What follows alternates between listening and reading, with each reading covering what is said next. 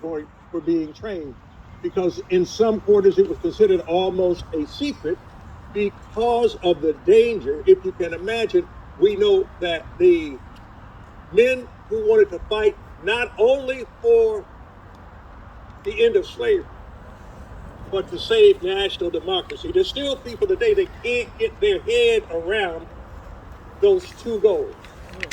We did not just fight to end slavery, but black people were aware that the future of this country was at stake. Please bear that in mind. If you have not been to the African American Civil War Museum or Memorial, please give it a visit. There are 209,145 names on plaques at that memorial, and it's really unique. There's nothing quite like it in the entire United States. I want to tell you a little bit about African Americans in Georgetown, and I want to begin with two things. First, I want to acknowledge Coretta Carter Haynes and Peter Haynes. These two people became engines in the drive to save and re-recognize, what else can we say, DC emancipation as a celebration. They moved it from being a private holiday to a public holiday that we all get off. We recently lost Peter. He had followed in his mother's footsteps, coaxing, urging, preaching where necessary, that we needed to recognize this day. And we lost him a little bit ago, and I just wanted to take this moment to acknowledge him. He was thick with roots in Georgetown and a lot of other places. His mother and father met at a black music conservatory just off of 9th and S. It was the same place that Duke Ellington had gone to train. And it's just that family was just so wrapped up in the history of this city. And they loved this place with a magnificent fervor that allowed them time after time, year after year, in cold reception and warmth, to preach how important this day was to all members of this town. Not just to a few, and not just the black folks, but to all. I don't want you to be fooled by Georgetown's cobblestone streets and stately mansions.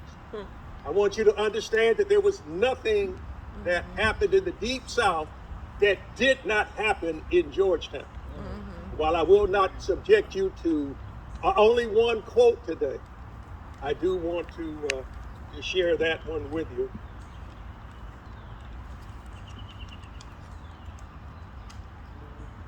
The following letter was sent by Captain Jacob Dunham of New York to a slaveholder in Georgetown, D.C. The date, Georgetown, June 13th, 1815.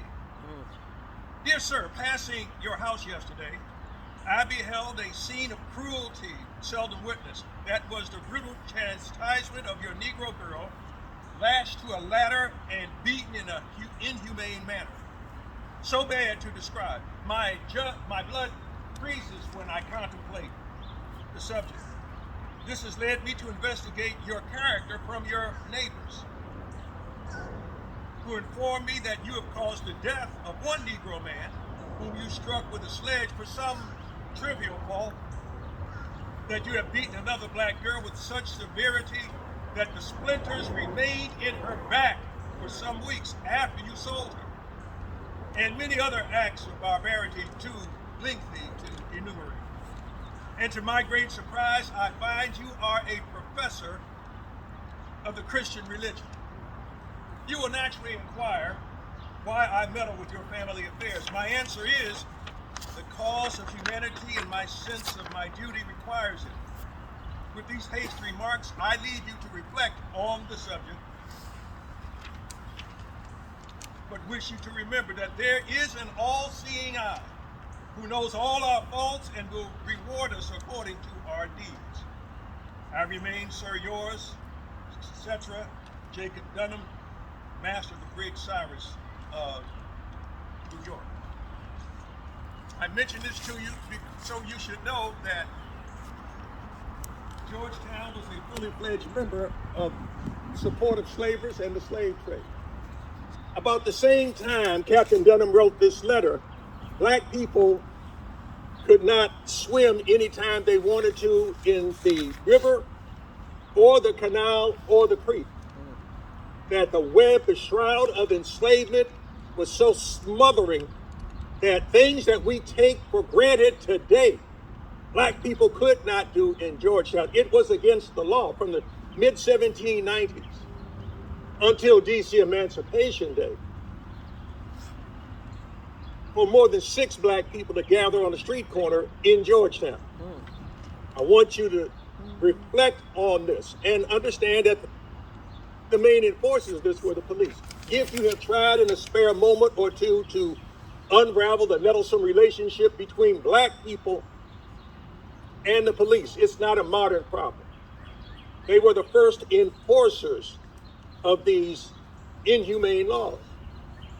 As Charles Dickens notes in American Notes, the name of his book, when he came to DC at the height of enslavement, he was shocked that black people could be arrested in DC, in any part of DC, for basically walking down the street.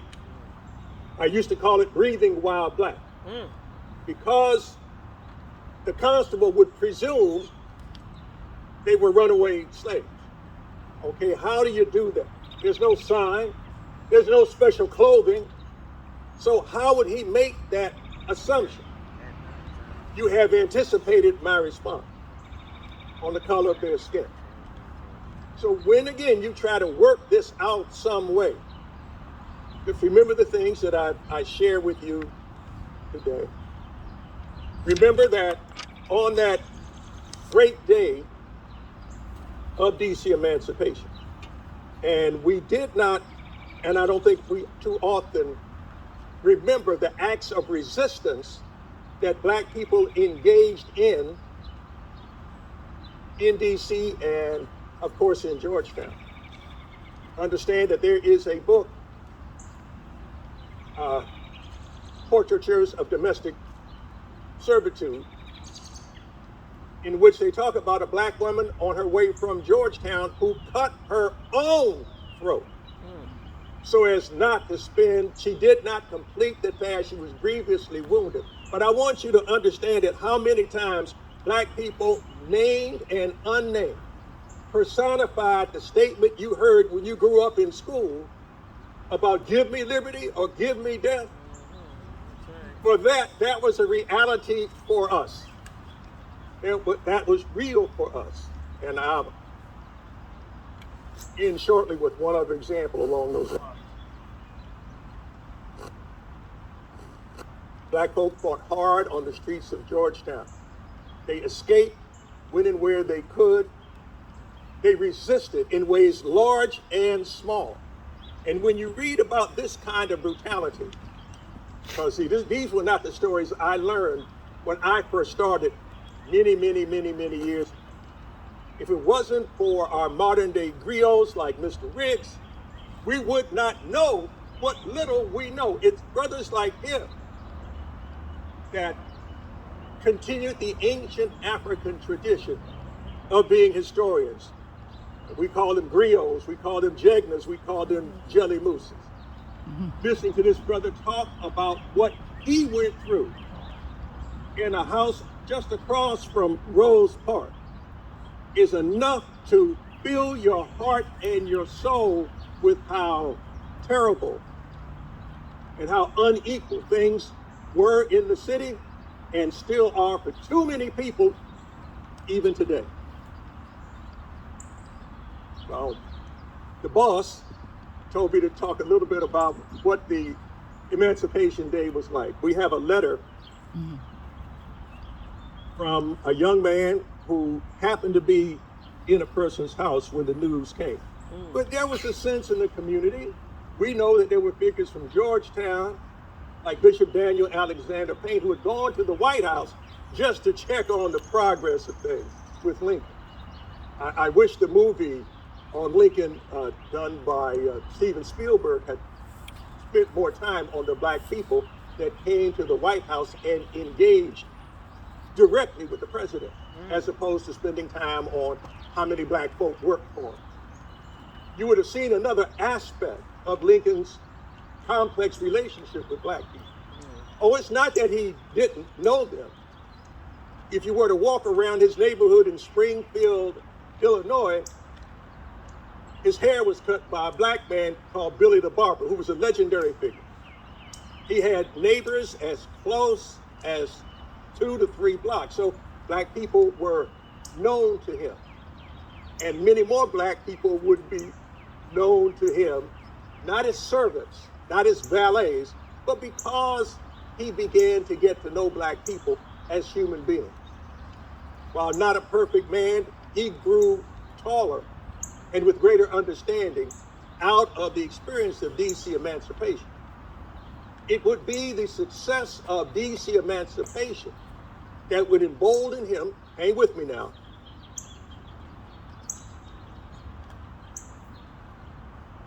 April 16th, 1862, DC emancipation. That's not the end of it, dear friends. We also know that that's April. The success of DC emancipation emboldens Lincoln so that in June of 1862, he signs legislation ending enslavement in the Western Territories. Oh, and the day of that, June 19th, 1862, not to be confused with June 19th, 1865. Okay.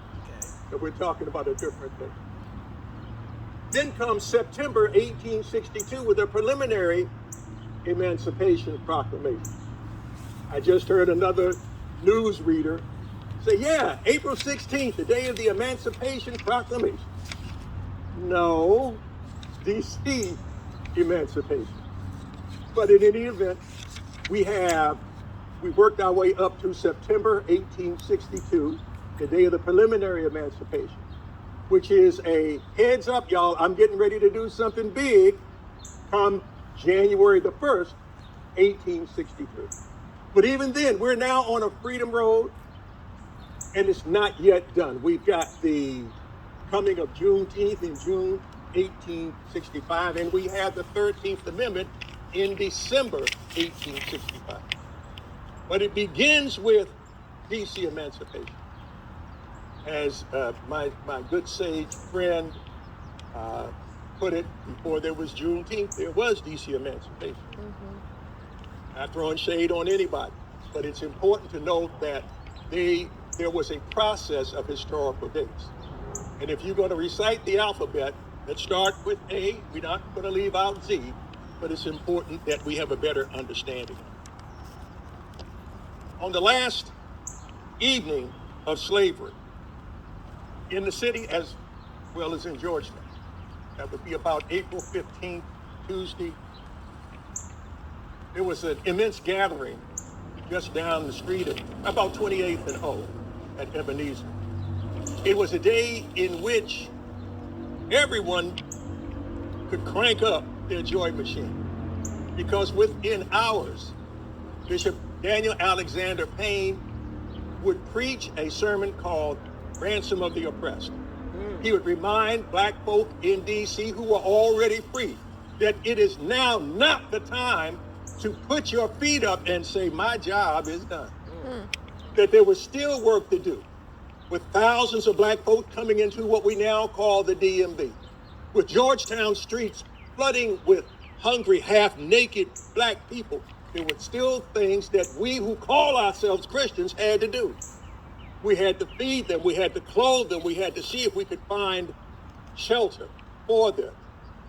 And so in Ransom of the Oppressed, at the old Ebenezer, 28th and O, he called us one more time to step up. Not for our personal futures, because in the African tradition, we come from a world that is bigger than the width of our own shoulder. We stand at the junction of those who have gone, those who are yet to come, and those who are here now. And so in the house of the young man who decided to record the reactions to that great day of days, he said the lady came in holding a copy of the paper And her first acknowledgement was not to Lincoln, it was to God. He said, let me go and tell my husband that Jesus has done all things well. And then she went into the rest of the house and telling the black people in the house what an extraordinary day it was. Interestingly, you won't find a lot about this in the mainstream papers of D.C. at the time, in part because people were still a little bit afraid of the reaction of the slave power. And that did not seem to go away. There is a plaque, one of D.C.'s newest Black history plaques, at the corner of Martin Luther King and Good Hope Road. I hope those of you who are down there one day will get out. Right at the corner, more so on the Good Hope Road side than MLK. It's called Freedom's Crossing. It's about the people who risked everything to come and get freedom in D.C. And that trickle became a flood after April 16th, 1860. They came for opportunity.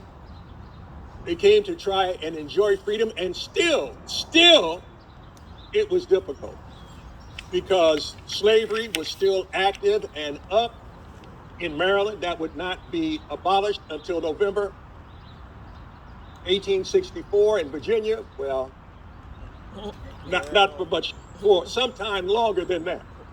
And so black people began to sneak across what we might call the Navy Yard Bridge. We even know that of all places, dear friends, black people were arrested on the Benning Road Bridge. And Benning Road Bridge doesn't get much love. But that's the encompassing, uplifting story of our desire for freedom.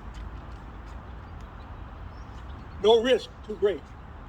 No obstacle too large for our ancestors, some of whom sleep here with the only kind of sleep that eternity gives you. But that was the day. That was the time. I'm reminded of a final story, and this was in 1842, not in Georgetown, but it was about a young woman. And I'm going to give you the modern places so you can get a better sense of what this freedom-loving black woman did. For those of you who know where the FAA headquarters are, there is a plaque outside, out front. And that tells you the story of the Williams slave pit, Williams Yellow House. Somehow, we don't know how she managed. Maybe it was the strength that desperation gives, but from that hellish place, she managed to see a moment of daylight, and she runs onto Maryland Avenue. And remember, this is Independence. She runs on to Maryland Avenue. The pursuers begin to gain on her. After all, she is property. If anything, if I can bring that to you in a real sense, all you have to do is look at the sheet that you received and see the amounts, and see for the small amounts, they must have been children. They must have been children. They could be nothing else. $43.80. Well, you get the idea. $65.70. She makes her way onto, let's say, the 14th Street Bridge. In those days, it was called the Long Bridge. They're in the approximate same location. She's full speed and she's running. She is described as an active and alert black woman who is now running across, let's call it the 14th Street Bridge or the Arlen Williams Bridge. But again, in those days, at a couple of hundred yards south, it was known as the Long Bridge, the first major connector between Virginia and D.C. We think she was trying to get across the bridge, and interestingly enough, onto the property of the Arlington House, Arlington Cemetery. But by now, with all of the hue and cry behind her, now men on the Virginia side are racing to her to bring her back into the maw of slavery. Many of you have heard of the Pearl Affair, 1848, the largest mass escape attempt by water in the history of the Underground Railroad. If you're unfamiliar with it, when you get a minute, go to 1701 Duke Street. There is a statuary group right there. You'll know you're in the right block because it's right across from Whole Foods. So that's I give you that as a landmark. There's also a brick building still standing, the business office of Bruin Slave Pen. And he specialized in the placage system, selling likely looking young black women into forced prostitution. Mm-hmm. That was the women who are depicted on the statuary group in front, 1701 Duke Street. That's where they were bound, but God had something else for them to do as well. And so they were not sold into the sex trade. But with this young lady, she knew how she was going to wind up. So she's approaching the middle of the bridge. Let's call it the 14th Street Bridge. Now there are men shouting to her coming from the Virginia side. She only has a moment. Bondage or a different kind of freedom. And those of you who are far smarter than me know that she chose death. She committed suicide on the Long Bridge. She went over the railing and into the cold gray waters of the Potomac. I end with this story so that you understand that our ancestors despised oppression. They loved liberty. They celebrated DC emancipation. Some of you who may have done research may be aware of an article I wrote for the Post in 1985 on the DC emancipation and what it meant. It was the leading event of the season. It was a time of happiness and parades for decades. And even when the parades ended, black churches kept it going here and there. So that in 1962, there's a celebration on Capitol Hill. And there are other celebrations since then. But that brings in the point of the Haynes, mother and son, who recognized the special presence of DC emancipation. And so I'd like to thank you all for paying attention to my words. Remember some of the information that I shared with you today. Understand that it reveals a side of DC that there are some folk who are extremely uncomfortable. When we wrote the first edition of Black Georgetown Remembered, and I talked to